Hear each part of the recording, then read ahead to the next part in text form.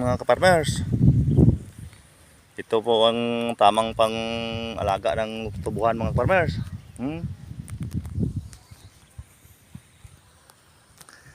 Ito yung tinatawag na sa amin dito na kabaguhan, yung bagong tanim. Napakalinis mga kaparmers, mga ka-idol. Kaso mga kaparmers, napakalaking gasto kasi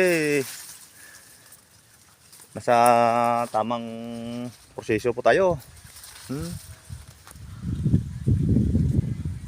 Yan ang itong tatawag mga farmers na pag gusto mong maraming ani, maraming gastos.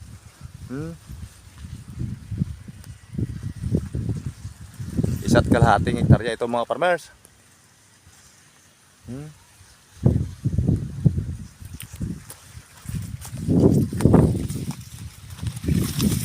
Mga solid followers ko pala dyan.